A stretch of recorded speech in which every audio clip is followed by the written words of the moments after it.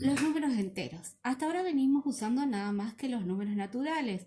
Y al utilizar los naturales nunca tuvimos problemas ni para sumar ni para multiplicar dos números naturales. Pero ¿qué pasaba con la resta? No siempre que restamos dos números naturales el resultado es otro número natural. Por ejemplo, si nosotros quisiéramos hacer 2 menos 5, en este caso el minuendo que es 2 es menor que el sustraendo que es 5, no lo podemos hacer dentro de los números, del conjunto de los números naturales. Entonces, ¿cuándo se crearon los números negativos? Fue alrededor del año 700, que los hindúes descubrieron que necesitaban introducir nuevos números porque los que tenían les servían nada más para indicar cuando tenían bienes, pero cuando querían indicar deudas no tenían ningún número que les representara las deudas. Entonces, por ejemplo, si una persona tiene 5 pesos, puede decir que su capital es de 5 pesos, pero si debe 5 pesos, dentro de conjuntos naturales no tenemos una forma de indicarlo. También usamos los números negativos cuando tratamos de ubicar un hecho a partir de otro acontecimiento histórico importante. Por ejemplo, en nuestra cultura, el acontecimiento que usamos como referencia es el nacimiento de Cristo. Entonces decimos que los pitagóricos trabajaron en aritmética 500 años del nacimiento de Cristo, o decimos que el descubrimiento de América fue 1492 años después del nacimiento de Cristo. En símbolos, ¿cómo podemos indicar la época de los pitagóricos? Decimos que es en el año menos 500 y el descubrimiento de América lo escribimos más 1492.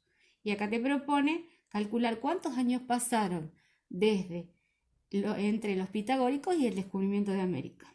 Bueno, después dice, para resolver con lo que sabes. Resuelve los siguientes problemas en los que resulta conveniente utilizar números enteros negativos. El problema 1 dice, en un día de invierno, a las 12 horas se registraba una temperatura de 0 grados y a la medianoche el servicio meteorológico anunciaba que la temperatura había descendido 6 grados con respecto a la del mediodía. ¿Cuál es la temperatura a la medianoche?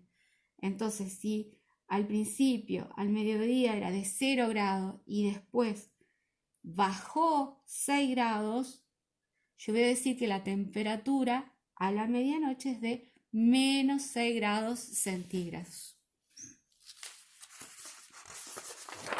El problema 2 dice, el papá de Diego va al banco a pagar los impuestos. Los montos de los impuestos, bueno, hace mucho tiempo se ve, eran de 20 pesos y de 32 pesos.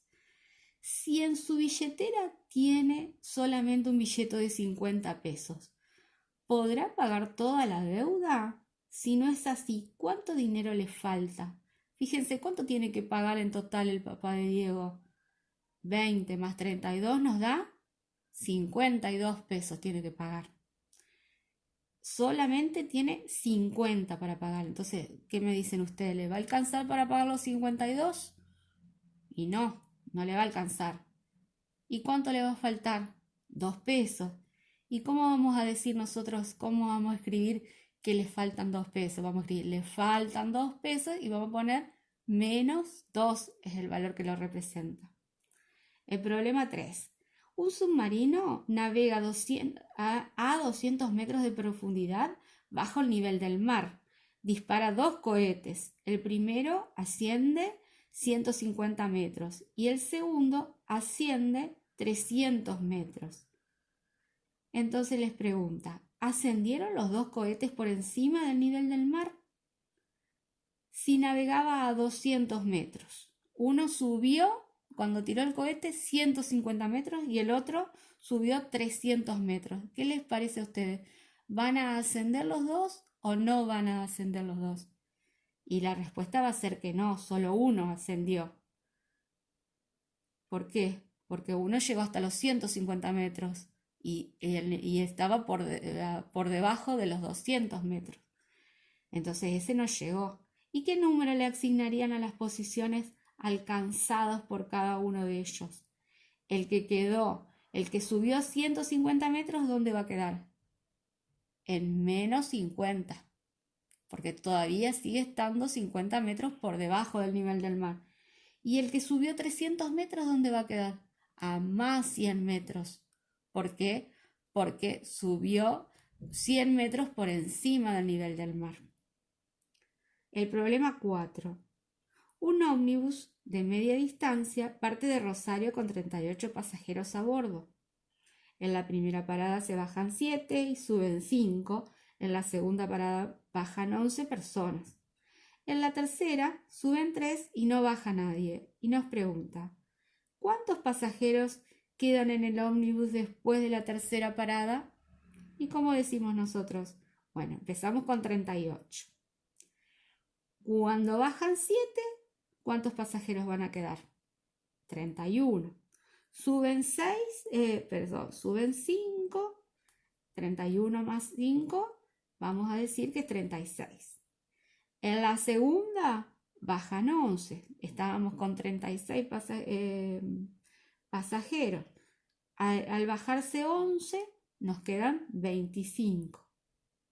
En la tercera parada veníamos con 25 pasajeros. Suben 3. Vamos a tener 28. Y como no baja nadie, quedamos con 28 pasajeros.